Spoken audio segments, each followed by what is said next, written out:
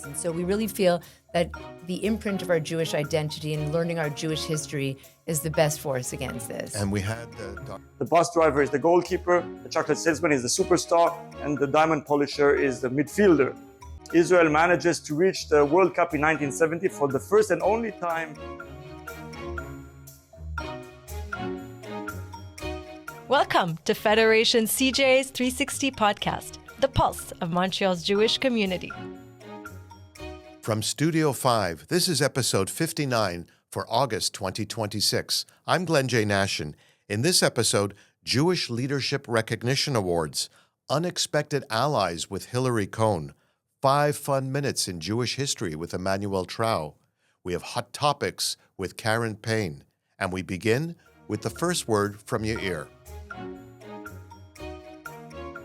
And welcome to the month of August. And unfortunately, on the heels of the arson at the great restaurant Noam, which we witnessed just a few nights ago, tragic, of course, far from me to speculate on the motive behind it, and we will wait for the police to really investigate. But I think it's important to note that as a people, we always try to turn darkness into light. And the outpouring of love that the owners of Noam have received, I think that's the silver lining that we need to take out of this, again, terrible incident that, like I said, not going to speculate as to the motivation behind it.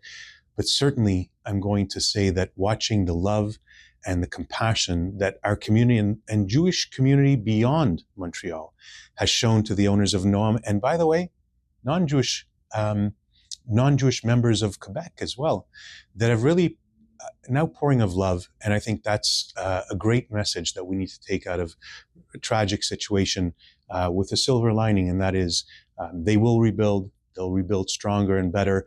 We and I personally will enjoy meals there in future. And again, as a community, we wish them all the luck in the world. And once we find out the motivation, of course, we will know more from the SPVM.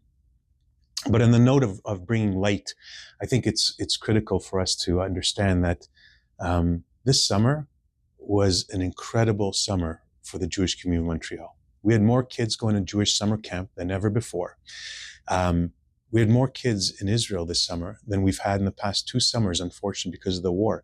In fact, in the category of teens, we had close to 300 teens in Israel celebrating Jewish life. And then, of course, with Birthright and other programs that we fund and manage. Just an incredible summer of re-engaging in Zionism, re-engaging Jewish life, things that we in Montreal value so much. And we're on the cusp, of course, of going back to school. It's hard to believe that August is upon us.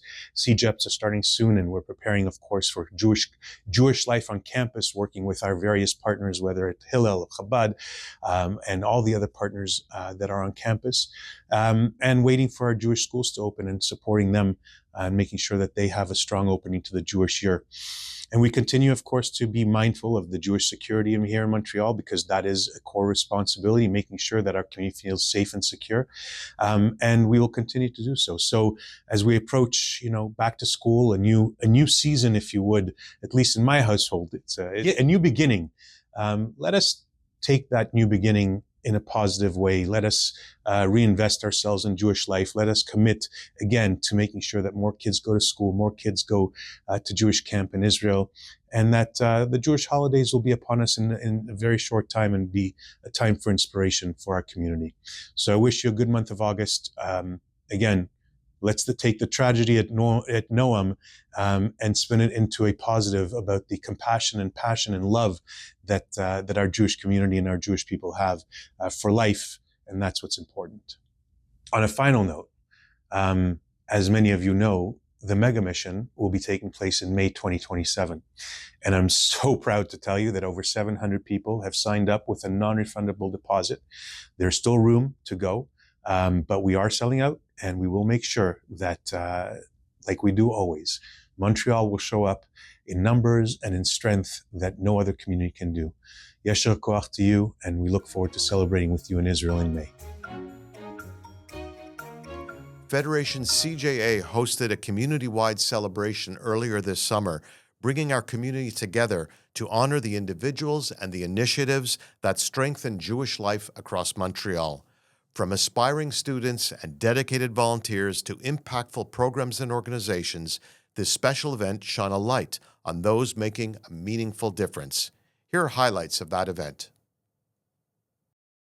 Our first winner tonight is Alan Hoffman.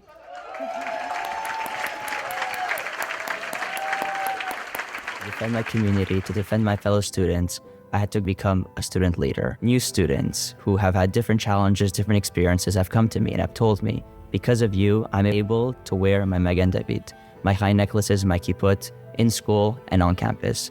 And that to me is more impactful than anything I could have ever done or could hope to achieve. Inspired by his family's immigrant and Holocaust survivor heritage, Alan remains committed to strengthening Jewish community and supporting the next generation of Jewish students.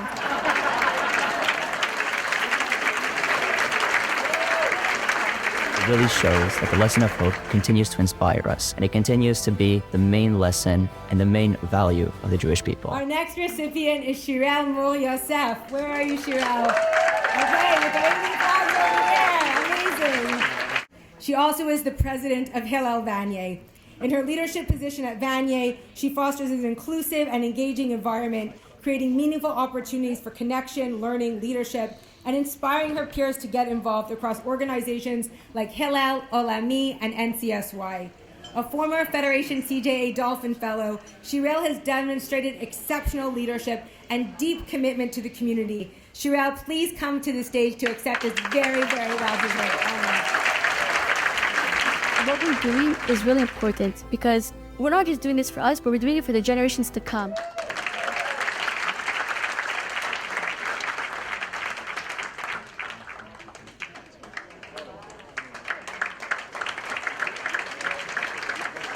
Ruben works with Federation CJA to mentor students, empowering them to approach campus life with pride and to lead with strength and confidence. Let's welcome Ruben to the stage to receive the John Roskis Award for New Leadership.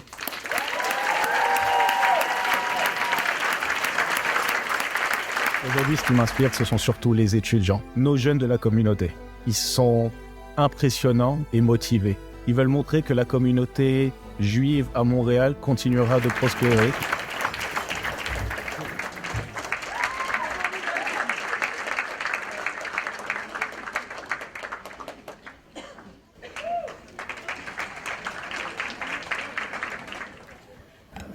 Our next honoree, Josh Yeagerman, first began volunteering in 2016 at the Family Store, where Josh also proudly supports the Montreal Children's Hospital Foundation, a cause that is especially meaningful to him and his family. He founded Purim at the Port, a growing annual gala for young adults, and serves as Yad Philanthropy Chair for 2025 and 2026 campaign, as well will serve as a bus captain for the upcoming mega mission to Israel.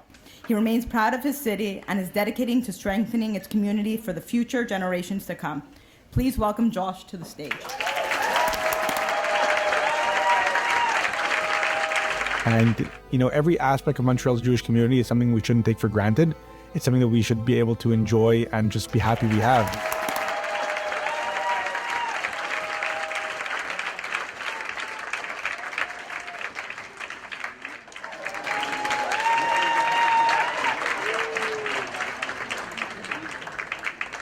Jason Martin has been involved with Federation CJA and the Montreal Jewish community since 2006, stepping into leadership roles as early as chair of FedNext and campus campaign.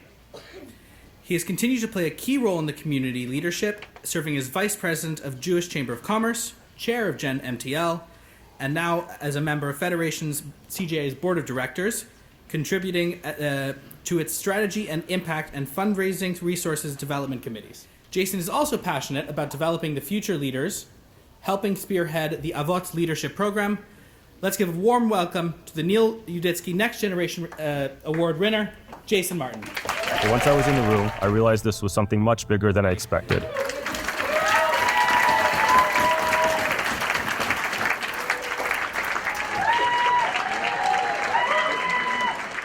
CEO of Skygate Robotics, Richard sees leadership as service. So without further ado, I bring up Richard Scintilla for the Jewish Montreal Young Leadership Award. We need to continue to make an impact, not just for ourselves, but for everybody else. We need and we have a responsibility as leaders to do the work today so that tomorrow our children have a place here in Montreal.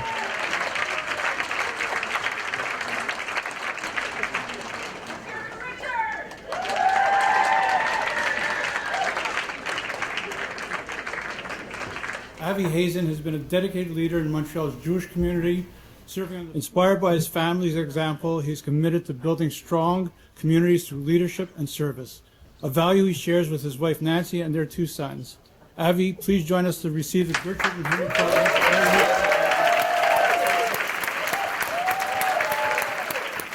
An unbelievable community, but it doesn't come without the hard work, and I think that's what's really kept us hooked. Put up buildings that continue to provide for tenants, not just today, but really 25, 50, even 75 years into the future is a gift that keeps on giving. And it doesn't happen by accident, and it doesn't happen overnight. It really happens because you have a lot of people that put in a tremendous amount of effort into bettering the community as a whole.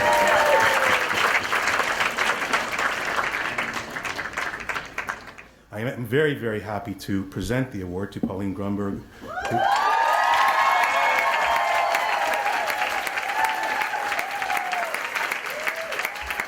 Pauline has dedicated over 35 years to serving the Montreal Jewish community, beginning with her career, developing programs for individuals with special needs, and now leading the Cummings Center as Chief Executive Officer. Let me welcome Pauline to the stage and congratulate you.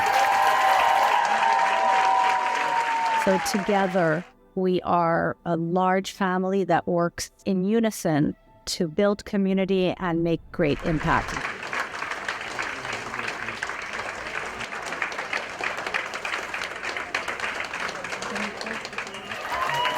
He has been with the Federation for the past 7 years, including the last 5 as Director of Security. He has led the CSN, Community Security Network, since its inception. I must say the CSN is really a model in the whole Jewish world, and people come and see it all the time.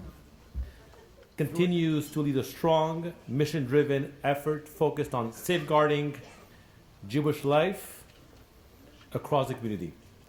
Please, let's give David a warm welcome to receive the Beverly Ashmalian Professional Award of Excellence. It's not only protecting Jewish life, it's to protect the Jewish way of life. We manage to impact hundreds of lives every day and thousands of lives at big events, and protect those who needs to be protected. Every time somebody goes to a synagogue and they feel free walking in the street or walk close to the synagogue, or wrapping themselves in the Israeli flag when they go to celebrate Israel Day rally or the March for Jerusalem, the only thing I can leave behind for my daughter is the promise that everything we're doing every day here will impact her life. She's not going to have to tuck in her Magen David when she goes to McGill.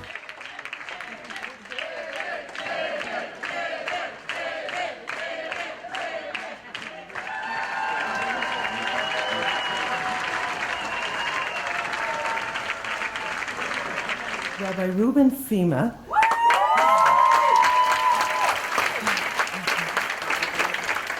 is a passionate educator who spent the past decade inspiring and mentoring Jewish youth.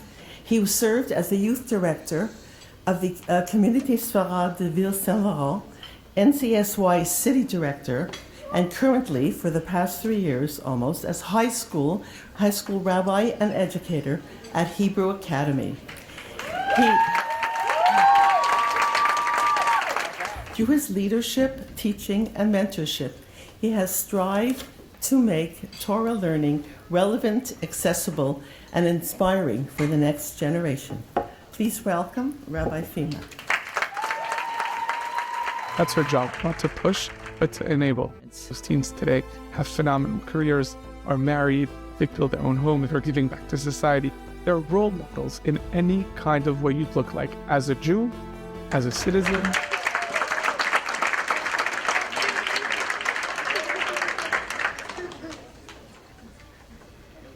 Sarah has developed enrichment programs that bring Hebrew and Torah learning to life in the most meaningful and engaging ways.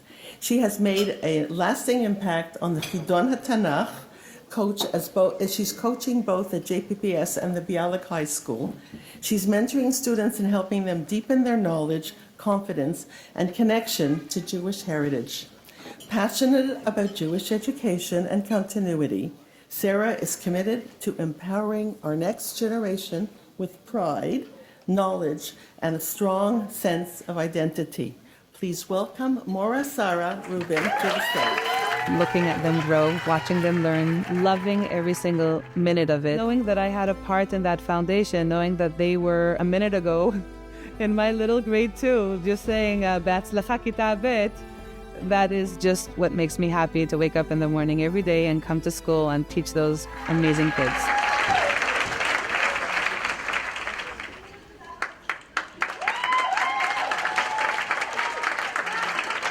Ordained by the Chief Rabbinate of Jerusalem, has dedicated more than 16 years to Jewish outreach and community leadership, helping inspire the next generation through meaningful education and mentorship. Rabbi Dov Harush and Rabbi Michael Harash, please join me on stage to receive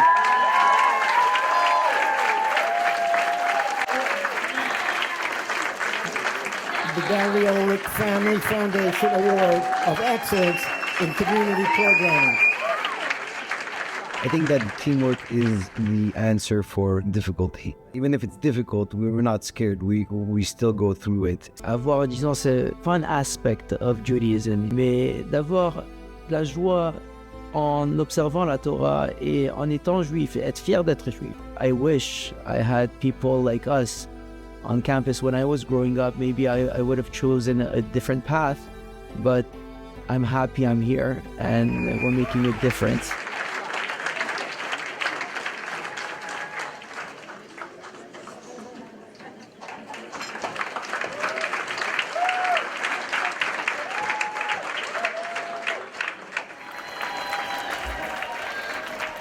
The co-founders of the Montreal Shira Choir. The Montreal Shira Choir is an inclusive nonprofit organization that empowers neurodivergent adults through music. Under Daniel's musical leadership and Muriel's guidance in administration, fundraising, and outreach, the Montreal Shira Choir has become a meaningful force for inclusion within the Montreal Jewish community. Through performances and community partnerships, the choir continues to inspire and connect people across generations and abilities. On behalf of the Gary Ulrich Family Foundation, we thank you. They need a place to express themselves. Let's start a little choir. Every single individual has a right to be happy. What we offer them gives them the ability to go out in the community. If you don't give them that opportunity, you don't know what you're missing. The world doesn't know what they're missing because every individual is so special. And you want to take that light and we're going to shine it so that people can see that we are all really made in the image of God.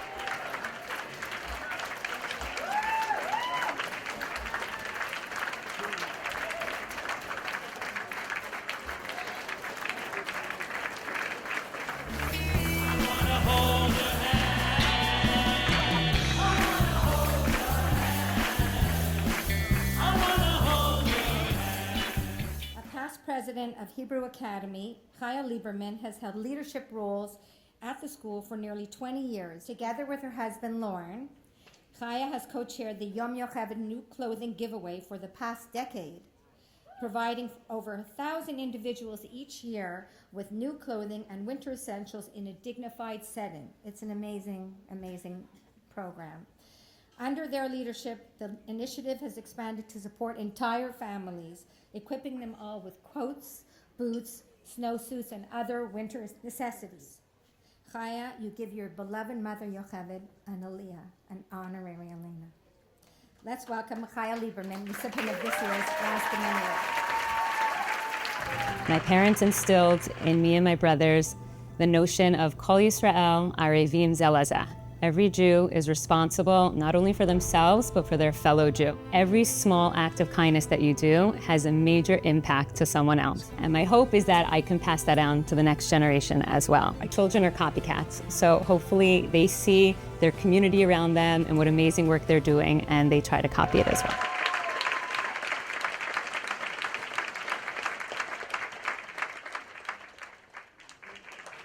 Meg Benarosh Garfield.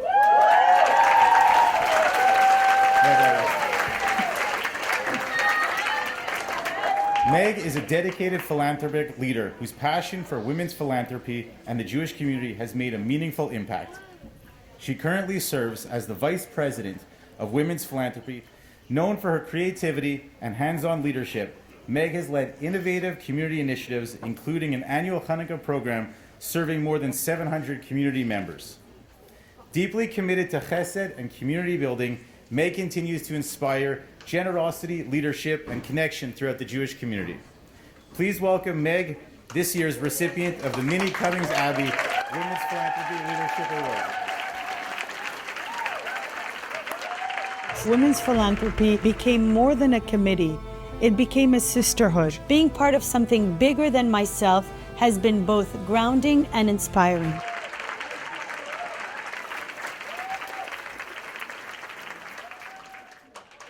When we established the RBC Dominion Securities Tikkun Olam Award about a decade ago, its purpose was to recognize and honor individuals whose contributions made a meaningful difference in Montreal, throughout Quebec and Canada, and around the world. The very essence of Tikkun Olam, repairing the world.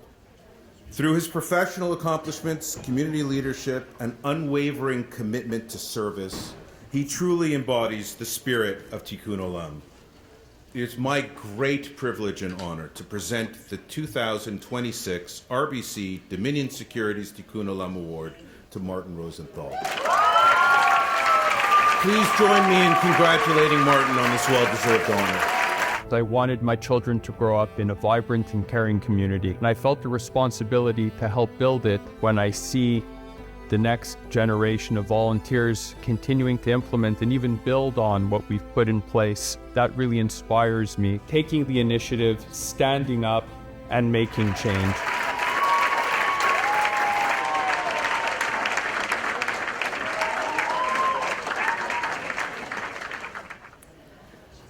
I am thrilled and very honored to present this next award to a dear friend, a leader, a fundraiser, visionary, and role model to other women.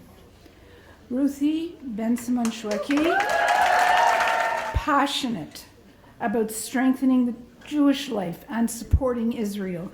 Ruthie has led and contributed to numerous impactful initiatives, including serving as a chaperone on the March of Living, hosting Shinshin, and co-chairing the historic 2024 March for Jerusalem, which united more than 15,000 Montrealers. Let's give a warm, loud round of applause to Ruthie Ben-Simon Shweki. I immediately fell in love with women's philanthropy, and I never left. When the woman walked in and saw what we did, she was floored. Recipient of the Mildred B. Landy Award for long-standing excellence in community service. Best gift is that you gave it to me. That's my best gift. Thank you so much.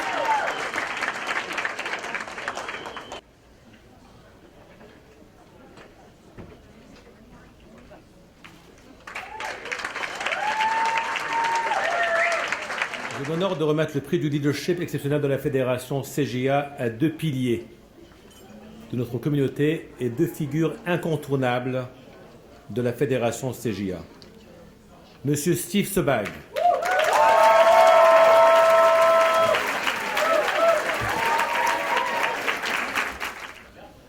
Depuis que Steve est entré au conseil de la Fédération, il a occupé plusieurs rôles de leadership, notamment président du comité de stratégie et impact, Et actuellement, il co-préside le comité de lutte contre la haine et l'antisémitisme.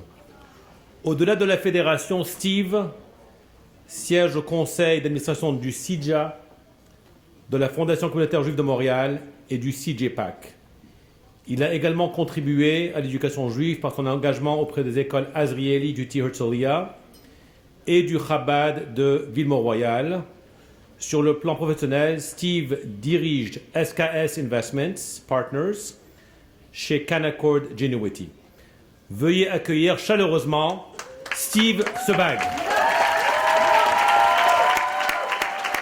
This community is thirsty for engagement from the younger cohort. Et j'aimerais qu'on se rappelle de moi comme quelqu'un qui travaillait fort, quelqu'un qui a toujours poussé pour que les jeunes prennent leur place dans la communauté. Très rapidement, on réalise l'étendue des services de cette communauté et malheureusement, à quel point les besoins sont grands.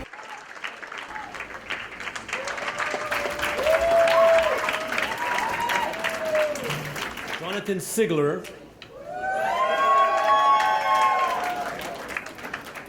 is a long-time community leader, developer, and builder, literally a builder, whose impact has been felt across Montreal's Jewish and civic communities.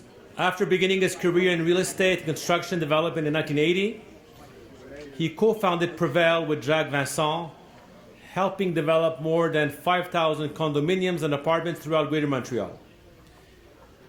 Jonathan is deeply committed to education and community infrastructure. Jonathan served as president of Akiva School, where he helped lead its expansion and transition to a dual stream model. Jonathan also chaired major community building projects and served as president of Kehila, helping expand its work in affordable housing. Jonathan serves currently on the board of Federation CJA as well as the board of McGill University. Jonathan, please join us to welcome this well-deserved award. And the impact that we have on people's lives is especially motivating. Those most relying on social welfare will be able to live in a quality and safe environment. We can make this work. We can get this done. There's a way forward.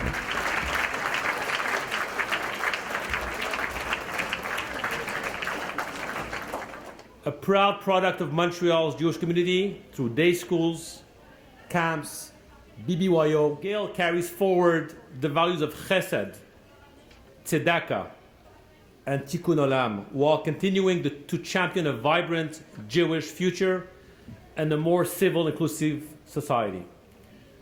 Please join me in welcoming Gail Adelson Markovitz to receive the Mandy Batra Award for long-term community service.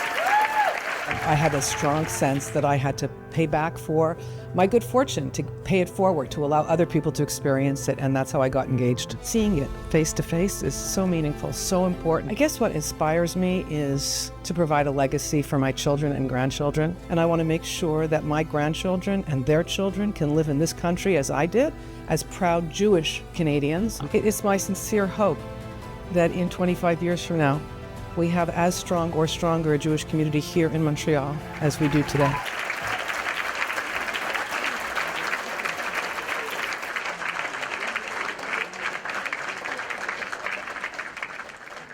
To stand before our community and speak the name Peppermint is to invoke a century-old legacy of dignity and comfort. At the heart of that endurance is Joseph Peppermint.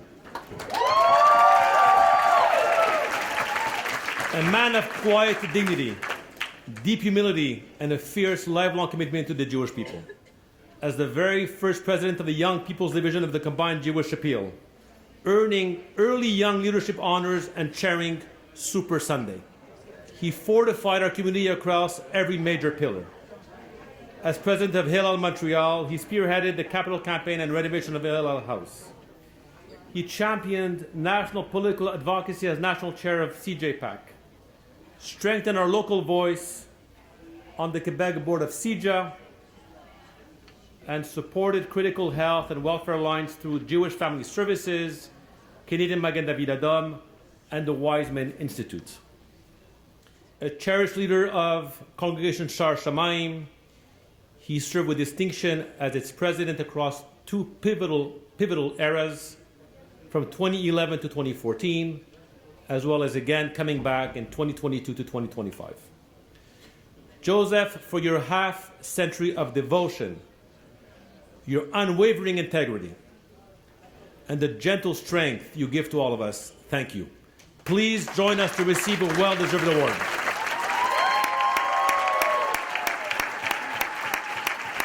My family have been involved in this community for over a century, seeing other people succeed, helping others to succeed, even when they sometimes have challenges, and I'm able to help them to overcome these challenges. It's all about giving back.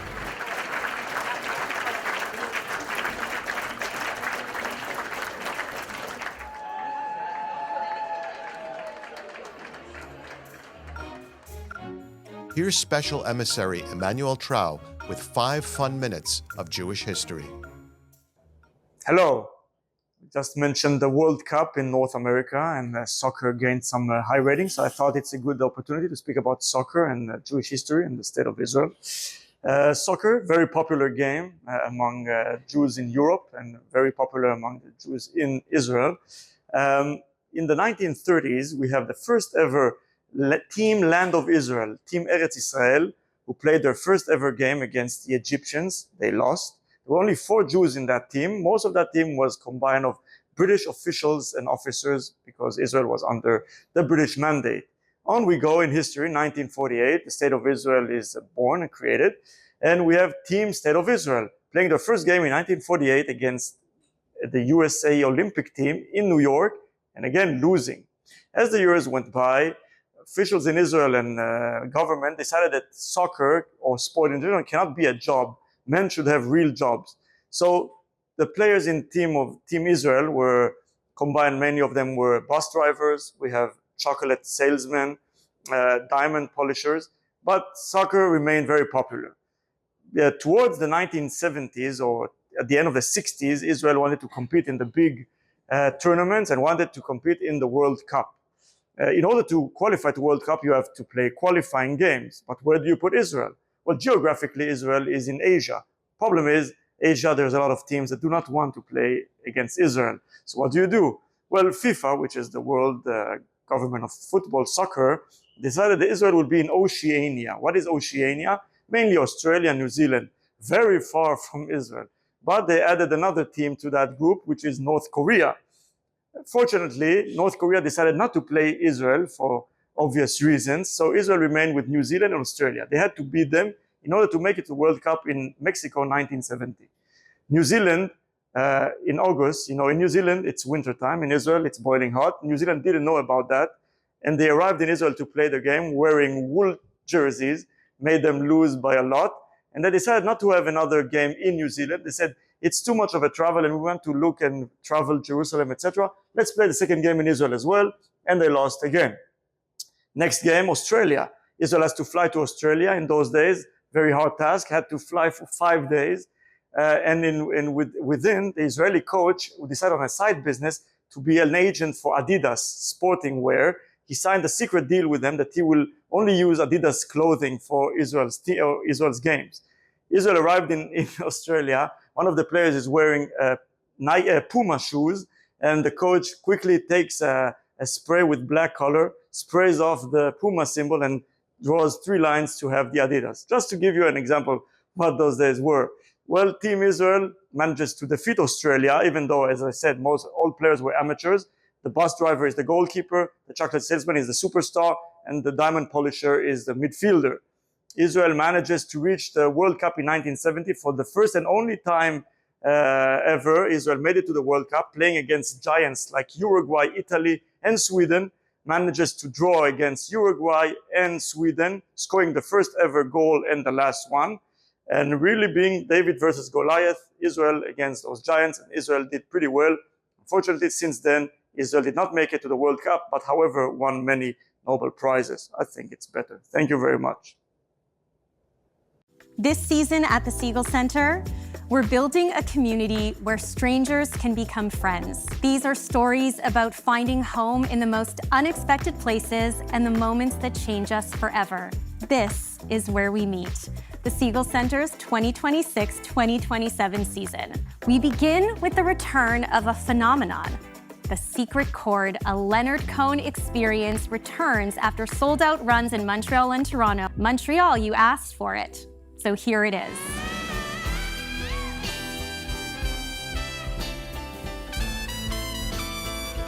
Then, this fall, one small town reminds the world what kindness can look like. Come From Away comes to the Siegel Center with new staging and choreography to tell the unforgettable story of 7,000 stranded passengers and the small town of Gander, Newfoundland that welcomed them in. One of the most beloved musicals of the last decade. Experience it like never before, up close in the Siegel's intimate space. In 2027, a thrilling new musical comedy crashes onto our stage. From the director who brought Siegel audiences Dracula, a Comedy of Terrors, It Came From Outer Space blends 1950s sci-fi, paranoia, rock and roll, comedy, and pure theatrical fun into one wildly entertaining ride. But wait, there's more. Are you ready for Canada's next big thing? It's a Good Life If You Don't Weaken is a new musical featuring the songs of our national treasure, the Tragically Hip. Their music becomes the emotional heartbeat of a powerful show as it follows one man's search for belonging, connection, and a place to call home. Tender, funny, and unmistakably Canadian. And finally, Hester Street, the landmark classic film reimagined by the Dora Wasserman Yiddish Theater in a new stage adaptation. Set in the crowded immigrant tenements of New York City, Hester Street follows a young couple chasing the American dream. Performed in Yiddish with French and English supertitles, and this is something you can only experience at the Siegel Center. So, this season, we wanted to give you a space where strangers become a community, where you can dance like no one's watching and feel right at home. This is where we meet. Karen Payne is in studio now with another hot topic. Hi, Karen. Hi, Glenn. Thanks for having me. So what are we going to talk about today? So today what I wanted to talk about was part of our plan in the Combating Anti-Semitism and Hate Department is to make our community stronger and more resilient to what we're seeing in the world right now, in the world of anti-Semitism, unfortunately. And our department, our BJEC department, which is the Bronfman Jewish Education department, is basically reformulated a brand new curriculum for the Jewish schools. And what they did, which was revolutionary, is that they looked around and they started to see the inadequacies of the current curriculum, and they looked around to see what existed that they could potentially bring into our community. And nothing existed that they felt suited the needs of what they were looking for. So what they did was that they brought together scholars in this field of Jewish knowledge and Jewish history, Haviv Rediger, Einat Wilf, Zohar Raviv, and together they formulated a groundbreaking curriculum that essentially spans our 4,000-year Jewish history. And that the goal there was to teach the students in high school an in-depth knowledge of the 4,000-year history of the Jewish people. Now, why was that important? Because a lot of people feel that part of combating anti-Semitism and hate is going out there and combating the people saying negative things about us, or the people obviously committing negative acts about us. And while that's true, and while that's all very important, part of what we need to do is imprint a stronger sense of our Jewish identity into our community to combat those negative forces. And it's, of course, important for us to do that with our high school students at a young formative age. And they wanted to be able to use this curriculum to strengthen the Jewish identity programming in the schools. Well, they had such an amazing time doing that, and they've had such a great success with this curriculum. And now what we're trying to do is, in a joint effort between our department and theirs, we want our entire Jewish community to be exposed to the benefits of this curriculum. So the goal was to have every member of our Jewish community learn about our 4,000-year Jewish history. So part of this initiative is that we're going to go out in the fall into our community, and we're going to offer people to host parlor groups in their home. Because what they've managed to do is take this curriculum, which sounds very daunting, condense it into 5-hour, 3-hour, and a 1-hour format, if you could believe, to give people a bit of a primer on this. And we've tested this out in certain small groups. So far, the response has been super positive. People are really surprised sometimes at what they can learn. And it's amazing that in a 1-hour sense, you really get a global picture of our Jewish history, which reinforces, our history with the land of Israel and the diaspora Jews, and so much of these little tidbits of our story. Everyone's familiar with their Jewish story, with their ancestors and their family, but to really see it in a global sense, it's actually interesting to listen to the 1 hour from start to finish, really gives you a different sense. So essentially, our plan is to try to have people host in their homes, small groups, 1 hour. We asked people to give us 1 hour. So far, the response has been so great, and people are asking for a second hour, a third hour, and of course, the program provides for this. As I said, we have 3-hour and 5-hour formats. So really, we hope that with educating our community, it's going to imprint our Jewish identity stronger, and this is part of what it takes to resolve the negative forces in our world, because we don't want. We see this rising. We see anti-Semitism. The trends are changing, and they're constantly evolving. But the danger is that we become desensitized to what's happening. So, as much as the part of our mission of our department and federation is to fight to prevent the normalization of hate and anti-Semitism, from our community, we want to prevent a bit of a desensitization to that, and we don't want people to shy away from these conversations. And so, we really feel that the imprint of our Jewish identity and learning our Jewish history is the best force against this. And we had Dr. Karen Gazita on a couple of months ago, and she talked about this new program that's being implemented in high schools across not only Montreal, but even into the U.S. as well. Montreal built and spread across North America. Yeah, they've gotten such a positive response that other communities have reached out to learn what we've done, and they want to replicate it, and they want to actually use our curriculum. So that's been, I think, the greatest validation for what they've done, this really amazing program. And I had a taste of that 1-hour program, which is daunting. I mean, it took 13 years for me to learn this in elementary and high school, and it was recapped in 1 hour. It is awesome to hear that. And I think the community will be really, really quite enthralled with having that opportunity. Yeah, and I think what's surprising is that, every stage of our lives, we can take away different things from a learning experience. So even if we've been exposed to something in high school, once we become young adults in the workplace, once we become parents, we have a different perspective to add to that. So learning that with that perspective, we take different things from it. So each time we're exposed to this type of thing, it teaches us and leaves us with different things. And I think that that's what we're finding with the people that we have so far been able to teach this to, is that they've been really surprised at what they take away from it. And as we wrap up, I think it's important to mention as well, programs such as these, very important programs, are funded through our donors and our supporters at Federation CJ. They help to contribute towards the Bronfman Jewish Education Center and to programs that come together like this. And this is one great example, which hopefully will spread well beyond Montreal's borders. Yeah, and I think it's another great example of within Federation, we have so many departments, and that when we collaborate together, we can, the synergies there are so much greater, and that none of this would be possible without our amazing community. And of course, all the donations that we receive and the strength of our donors. So we're so thankful and grateful to be able to contribute to the community and help everybody in these crazy times. I'm thankful and grateful to you coming in once again. Thank you, Karen. Thank you, Glenn. Technical production by Daniel Moskowitz and Tal Unreich.